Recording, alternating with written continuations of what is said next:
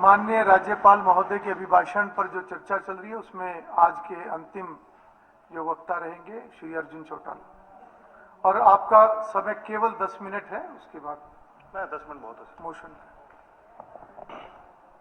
अध्यक्ष महोदय, सर्वप्रथम आपका धन्यवाद करना चाहूंगा, आपने मुझे समय दिया। और साथ ही साथ जब मैंने गवर्नर साहब का एड्रेस पढ़ा तो उस समय एक बड़ी विचित्र चीज मेरे को याद आई। क्या था, जैसे सर हम स्कूल में जब थे, हम डिबेट करा करते थे, तो मैं उस डिबेट के अंदर एक स्पीच दिया करते थे। वो स्पीच नेहरू जी ने दी थी जब देश आजाद होया था, और स्पीच का एक नाम है अ ट्रिस्ट विद डेस्टिनी। तो बड़े अच्छी तरह से जी मैंने वो पढ़ी थी उस समय, और लगातार कई बार पढ़ता भी हूं उसको, कई बार बीच में भी पढ़ा। पर बड़ी विचित्र चीज उस स्पीच के अंदर एक थी कि नेहरू जी ने बड़ी अच्छी अच्छी बातें कही थी कि भारत देश विकसित हो जाएगा, गरीबी हम खत्म कर देंगे, और हम ऐसे आगे बढ़ेंगे, हम इतना करेंगे। ये मतलब मैम पूरा गवर्नर एड्रेस पे बोलूंगा, आप चिंता ना करिए। चलिए ठीक है, हमको अपनी बात रखने दीजिए। ये सारे दिन कहते हैं इनको बोलने नहीं देते, लेकिन ये किसी की सुन भी नहीं सकते। तो उसके अंदर लगातार इस प्रकार की बहुत जल्दी रिएक्ट नहीं करना चाहिए, अपनी बात रख रही है, कोई सुनिए बात जी, नहीं, थोड़ा संदर्भ आ जाता है, संदर्भ आ जाता है, इतना रिएक्ट नहीं किया सर। जब मैं बोलता हूं ना, इनके थोड़ी सी दिक्कत चलिए चलिए आप अपना तो राज्यपाल अभिभाषण पे उस समय जब हमने वो पढ़ा, सर सुनो तो सही पूरी, मैं जा रहा हूं, वहीं जा रहा हूं। अर्जुन जी, चिंता कर रहे अर्जुन जी आप अभिभाषण पे रहिए। तो उस भाषण में क्या था सर, लगातार एक बात कही कि ये सब होगा, पता नहीं कब होगा, ये होगा पर पता नहीं कब होगा। ये अभिभाषण भी कुछ वैसा ही है जी। इसके अंदर हरियाणा विजन की जब बात करते हैं, क्या बड़ी बड़ी बात करी है, हरियाणा को $1 ट्रिलियन इकोनॉमी बनाएंगे। सर $1 ट्रिलियन इकोनॉमी क्या होती है, ध्यान है? 90 लाख करोड़ की इकोनॉमी बनाने की बात कर रहे हैं। अभी हमारा बजट ही 3 लाख करोड़ का नहीं पूरा ढंग से होता, ये कह रहे हैं हम 90 लाख करोड़ की बनाएंगे। क्या बातें करते हैं। इससे तो जी मेरे को लालू जी की एक स्पीच याद आती है, उन्होंने कही थी जब बड़े बड़े वादे करे गए थे, तो जब बीजेपी के जब पहला चुनाव था 2014 में, तो उन्होंने बड़े मजाक उड़ाया था कि इन्होंने कहा था कि भी कितने चाहिए तुम्हें, 100 करोड़, 50 करोड़, 90 करोड़ करके ऐसे पूरा। तो ये भी वही है सर, क्या चाहिए तुम्हें, हम दे देंगे, कब देंगे पता नहीं। ये थोड़ी होता है सर। विजन डॉक्यूमेंट के अंदर बात करी उन्होंने कि हम एआई का इनोवेशन लेके आएंगे। आज हमारे एजुकेशन सिस्टम में कहीं पर भी एआई सिखाया ही नहीं जा रहा, तो जब हम सिखा ही नहीं रहे, हम इनोवेशन कहां से लेके आएंगे। बात बड़ी बड़ी करी जाती है एजुकेशन सिस्टम को री इमेजिन, रीडिजाइन, री इन्वेस्ट करने की। सर री इमेजिन, रीडिजाइन का मतलब होता है पुराने सारे सिस्टम को खत्म करके एक नया सिस्टम बनाया जाए। वो क्षमता मुझे भी दिखती नहीं सरकार के अंदर। क्या आप ये कहना चाह रहे हो कि सारे सिस्टम एजुकेशन के हम बदलने वाले हैं, जब करना ही नहीं है। तो ऐसे ये शब्द तो यूज करे जाते हैं ना सर, ये मार्केटिंग स्टंट होते हैं। ये बड़ी बड़ी कंपनियां मार्केटिंग एजेंसीज को हायर करती है, और फिर वो मार्केटिंग एजेंसीज बोलती है कि जी ये बड़े बड़े शब्द आप बोलिए और देखना ऐसा लगेगा। लेकिन सर यहाँ सब पढ़े लिखे हैं, हमें तथ्य चाहिए। ये हवाई बातों से कोई फायदा नहीं होता। बात लगातार बोलते आपने अपनी बात रख ली, उनको अपनी रखने दो। लगातार ह्यूमन डेवलपमेंट का आकलन तो जनता ने करना है, आपस में हर वक्त मत भिड़ा करो। लगातार सर ह्यूमन डेवलपमेंट इंडेक्स, और आप भी बहुत दूर दूर मत जाओ, बहुत पुराने और बिहार इधर उधर। बिल्कुल सर, मैं मौके पर आ गया हूं मैं, प्लीज सर। लगातार ह्यूमन डेवलपमेंट इंडेक्स की बात करी जाती है, लेकिन सर सच्चाई तो ये है, जब हम ह्यूमन डेवलपमेंट की बात करते हैं ना, इंडेक्स की बात करते हैं, आज हमारा सबसे पिछड़ा जो वर्ग है, जो गरीब वर्ग है, उसकी तरफ आज भी कोई ध्यान नहीं देता।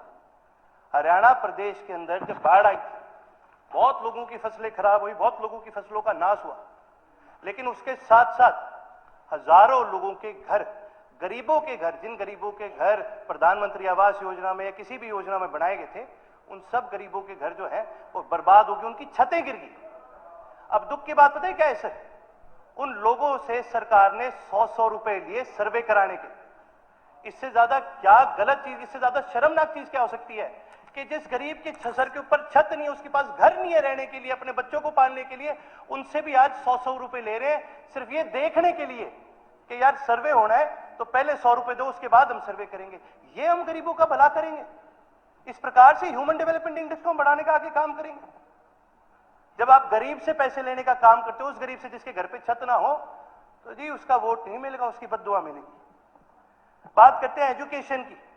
बड़ा बड़ा लिखा गया, गुरु शिष्य योजना को हम आगे बढ़ाने का काम करेंगे, जिस प्रकार से पहले वेदों में होया करता था।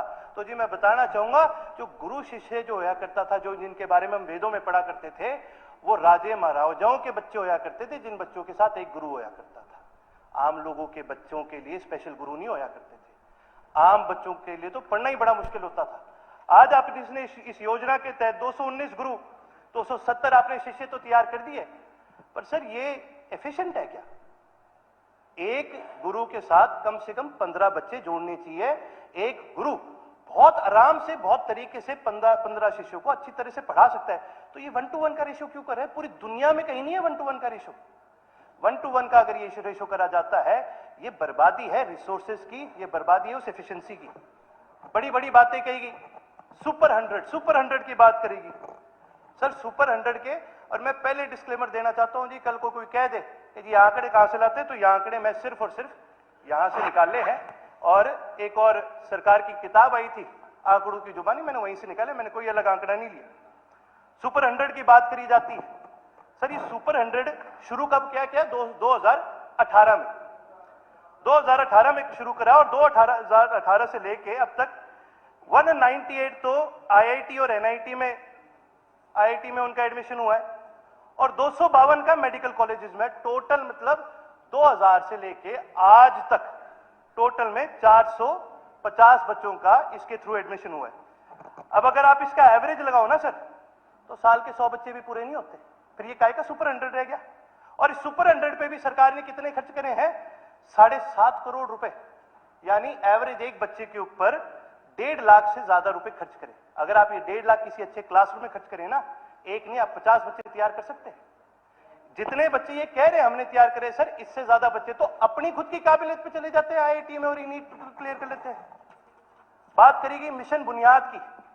हम 5000 बच्चे छांटेंगे पूरे हरियाणा प्रदेश में और उनको ऑनलाइन क्लासेस देंगे। सर अगर ऑनलाइन क्लासेस देनी है, सरकार तो सबके लिए काम करती है ना, तो टीचर्स को बोलो सर ऑनलाइन वीडियोस रिकॉर्ड करे, यूट्यूब पर डालो, और हरियाणा के 5000 बच्चे क्यों, हरियाणा के हर बच्चे को दो ना उस एजुकेशन का एक्सेस।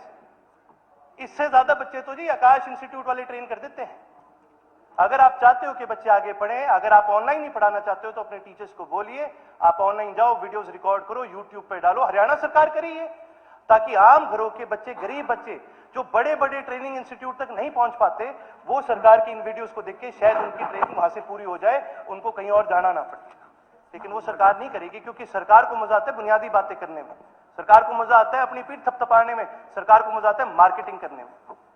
वहीं दूसरी तरफ जब हम बात करते हैं सर लॉ एंड ऑर्डर की, तो लगातार इस सरकार के ऊपर सवाल उठाए जाते हैं कि लॉ एंड ऑर्डर की जो सिचुएशन है बहुत खराब है प्रदेश में। और खराब क्यों नहीं होगी सर? जहां पुलिस कर्मचारियों की कमी है, उनके बदले होमगार्ड के कर्मचारी लगा रखे। एक होमगार्ड का कर्मचारी जी कम से कम 12 घंटे की ड्यूटी देता है और वेतन उसको आधा भी नहीं मिलता। एक होमगार्ड का कर्मचारी, ना तो उसको ट्रेनिंग दी जाती, ना उसको स्पेशल प्रावधान दिया जाता, ना उसको किसी भी तरह का पुलिस के सम्मानजनक, उसको किसी भी तरह की सुविधा नहीं दी जाती। लेकिन उनसे ये उम्मीद करी जाती है कि जितनी ड्यूटी वो पुलिस वाले निभा रहे हैं, उतनी ही ड्यूटी आप निभाने का काम करें। वहीं साथ में सर विमेन एम्पावरमेंट की बड़ी बात करेगी, ड्रोन दीदी की बात करेगी। सर कमाल की बात है, ड्रोन दीदी पे इतने खुश हो रही थी सरकार, हमने ड्रोन दीदी तैयार करी है। आपको पता है कितनी ड्रोन दीदी तैयार हुई है? Sir drone imaging and information services of Haryana limited 2021 में इनकॉर्पोरेट हुई थी, सितंबर 29 2021 में। और तब से लेकर अब तक पता है कितनी ड्रोन दीदी हमने तैयार करी है? मात्र 33। 5 साल में हम 33 लोगों को ट्रेन कर पाए हैं।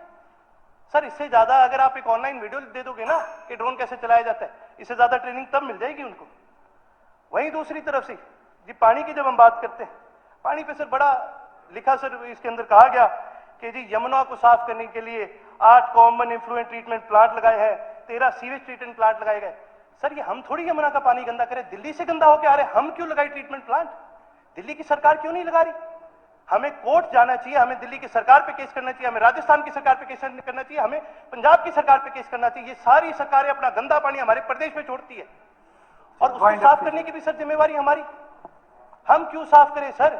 मैं जानता हूं कि इस सरकार को पंजाब जीतना है, पर इसका मतलब ये नहीं है कि पंजाब का जहर आप इस प्रदेश में ला दो और प्रदेश की आने वाली नस्लों को खराब कर दो जहरीला पानी पिला करके। सर मैं वाइंड अप करना चाहूंगा। मैं एक बात जरूर कहूंगा सर, वाइंड अप करते समय मेरे को एक चुटकुला याद आता है। छोटा सुनो। बहुत छोटा है सर। एक चुटकुला याद आता है। कहते हैं कि जी चित्रगुप्त के दफ्तर में, यमराज के साथ चित्रगुप्त बैठते हैं, उनके दफ्तर में ना हर इंसान की घड़ी लगती है और जितना झूठ बोलोगे वो घड़ी उतनी चलती है। कहते हैं कि राजा हरिश्चंद्र की घड़ी आज तक कभी हिली नहीं, महात्मा गांधी की घड़ी सिर्फ एक बार हिली, और जो ये बीजेपी की घड़ी है इसको तो चित्रगुप्त ने पंखा बना लिया है, ऐसे घूमी जा रही है, ऐसे घूमी जा रही है। या जिस प्रदेश के हालात है या जिस गवर्नर है जिसके हालात है। धन्यवाद सर। माननीय सदस्य